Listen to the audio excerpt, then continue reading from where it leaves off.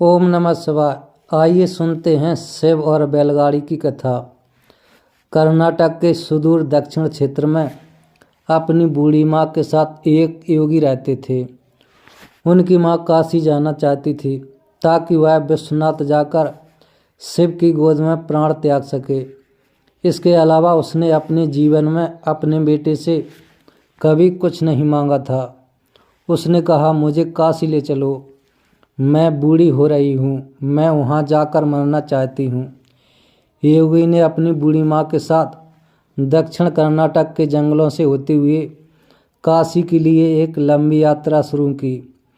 वृद्ध होने के कारण उसकी माँ का स्वास्थ्य बिगड़ गया, तो उन्होंने अपनी माँ को कंधे पर उठा लिया और कुछ समय पश्चात वह कमज़ोर महसूस करने लगे। उसके पास शिव से याचना करने के बजाय और कोई चारा नहीं था। उन्होंने याचना की कि हे शिव, मुझे मेरे इस प्रयास में विफल मत होने देना। बस यही एक चीज़ है जो मेरी माँ ने मुझसे मांगा है, कृपया मुझे इसे पूरा करने दें। मैं उन्हें काशी ले जाना चाहता हूँ। हम वहाँ सिर्फ आप ही के लिए आ रहे हैं, कृपया मुझे ताकत दें। तब जैसे ही उन्होंने चलना शुरू किया तो पीछे से एक घंटी की आवाज़ सुनाई दी, जैसे कोई बैलगाड़ी आ रही हो। उन्हें धुंध से उभरती हुई एक बैलगाड़ी दिखाई दी जिसे एक बैल खींच रहा था, जो थोड़ा अजीब था क्योंकि एक बैल वाली बैलगाड़ी छोटे रास्ते के लिए होती है। जब सफ़र लंबा हो तो हमेशा दो बैलगाड़ी ही खींचते हैं, पर जब आप थके हों तो ऐसी बारियों को किसे परवाह। गाड़ी नज़दीक आई पर वे चालक को नहीं देख पाए क्योंकि चालक लवादे में था और बाहर धुंध थी। योगी ने बैलगाड़ी को रोका और पूछा, मेरी माँ बीमार है, क्या हम आपकी खाली गाड़ी में यात्रा कर सकते हैं? अंदर बैठे व्यक्ति ने सिर हिला के हाँ कहा। वे दोनों गाड़ी में बैठ गए और बैलगाड़ी आगे चलने लगी। कुछ समय बाद योगी जी का ध्यान इस ओर गया कि जंगली रास्ता होने के बावजूद भी बैलगाड़ी बहुत आसानी से आगे बढ़ रही थी।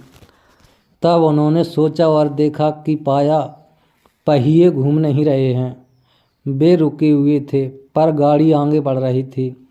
तब उन्होंने बैल की ओर देखा और पाया कि बैल बैठा हुआ था पर बैलगाड़ी चल रही थी।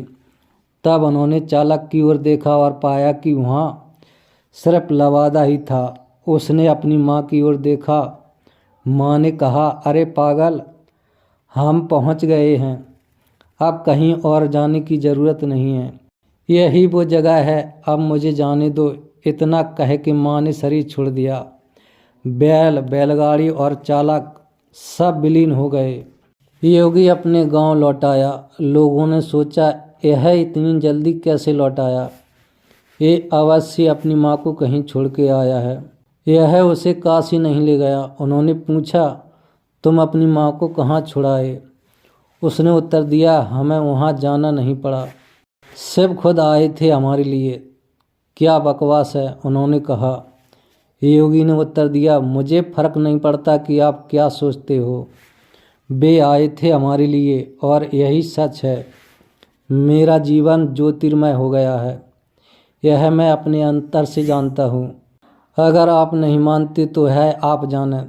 तब उन्होंने पूछा, ठीक है, हमें कुछ ऐसा दिखाओ कि हम मानें कि तुमने सच में शिव को देखा है और वे सच में तुम्हारे लिए आए थे। योगी ने कहा, मैं जानता हूँ, मैंने उन्हें नहीं देखा, मुझे सिर्फ एक लवादा दिखा।